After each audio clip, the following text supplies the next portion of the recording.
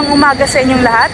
Nandito tayo ngayon sa Cavite State University, Carmona upang makita ang estado ng kalikasan sa paaralang ito.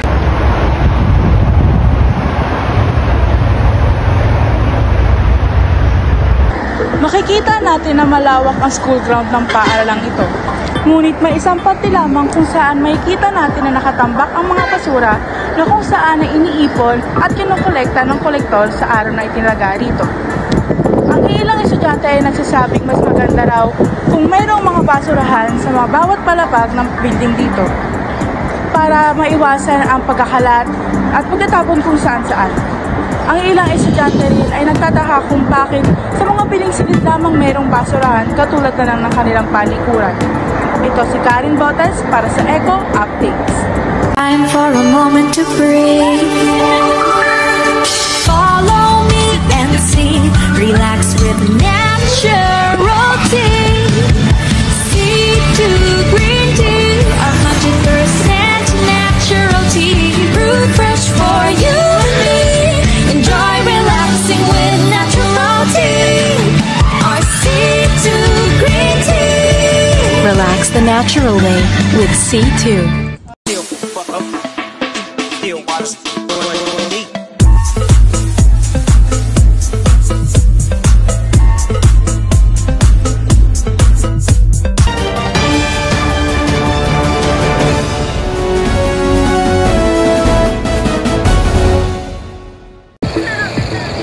Panibagong araw para maghatid sa inyo ng panibagong balita tungkol sa panahon. Patuloy ang pag-ihip ng malamig na hanging amihan o northeast monsoon sa malaking bahagi ng northern at central Luzon. Dahil dito, nakapagtala ng mababang temperatura sa La Trinidad, Benguet na umabot sa 14 degrees Celsius at 14.4 degrees Celsius naman sa Baguio City. Inaasahan na sa mga susunod na araw at sa susunod na buwan ay magiging malamig dahil sa banggaan ng mainit at malamig na hangin. Habang ang shear line o linya kung saan nagtatagpo ang hangin na mainit galing sa silangang easterlies at northeast monsoon o amihan ay nakakaapekto sa malaking bahagi ng southern Luzon, Visayas at umaabot na rin sa ilang lugar sa Mindanao. Wala namang namataang LPA o low pressure area na papasok sa ating bansa at ang weather outlook natin ngayon ay nasa pagitan ng 22 to 30 degrees Celsius. Kaya mga kaibigan, maging handa at maging alerto. Ako si Dia Malpuerto, nagbabalita.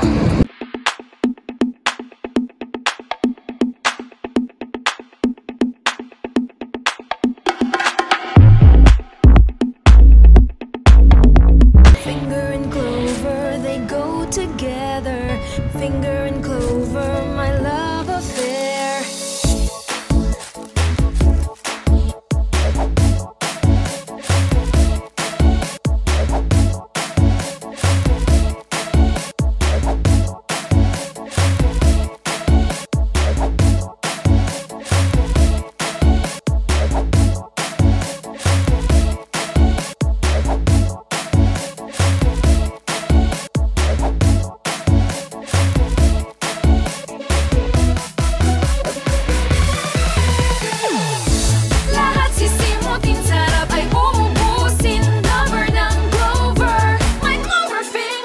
Simot sarap kasama ang Clover.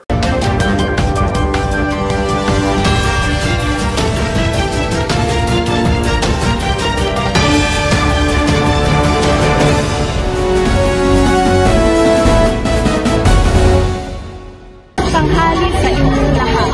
Ngayon ay narito tayo sa palengke ng Carmona, Cavite. Ating titignan ang lagay ng kalikasan dito. Ang lugar na ito ay parking lot para sa mga namimili dito sa palengke. At kadalasan ay dito rin nag-e-ensayo o nagpa-practice ang mga estudyante sa Cavite State University. At kadalasan ay maraming tao dito sapagkat presko at maluwag ang lugar ito. At ngunit makikita naman dito sa bandang ito ay napakaraming basura. Makikita natin sa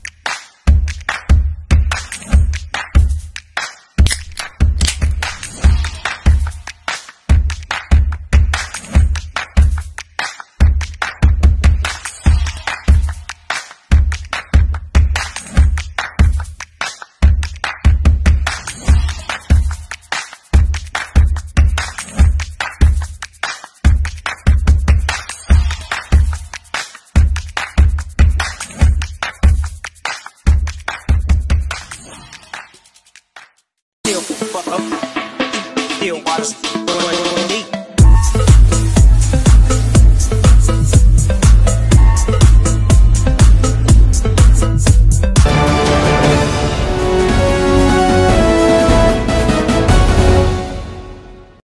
gitna ng maiinit na balita, hindi lamang sa showbiz makikita ang kabutiang loob ng ating mga paboritong artista. Ang ilan sa kanila ay abala rin sa advokasya para sa kalikasan. Isa na rito ang kapusok primetime queen, Marian Rivera. Pag-arte ang usapan, nangunguna na dyan ang aktres na si Marian Rivera. Pero sa labas ng kamera, bida rin siya sa pangangalaga ng kalikasan. Naniniwala ako na mahalaga ang papel nating lahat sa pagtulong sa ating kalikasan. Kaya't bilang isang artista at isang mamamayan, ginagawa ko ang makakaya ko para masigurong maipapamana natin ang mas malinis at mas magandang mundo sa mga susunod na henerasyon.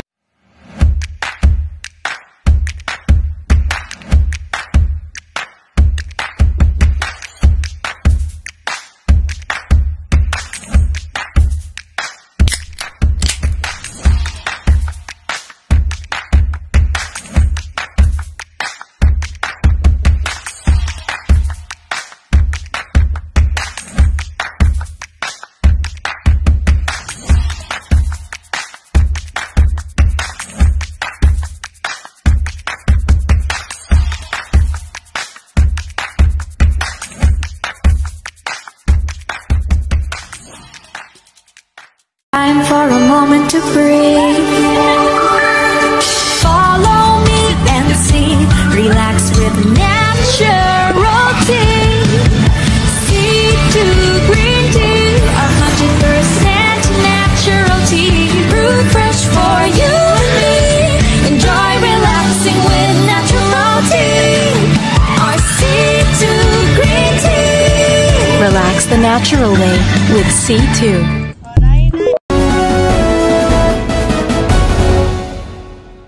Nakakabilib talaga si Marian. Sana ay dumami pa ang mga artistang kagaya niya na ginagamit ang impluensya para sa mabuting layunin. Tunay na ka-eco-friendly at kapuso. Hanggang sa susunod nating chika, ako po si Clarice C. Alarde para sa inyong Eco Chika.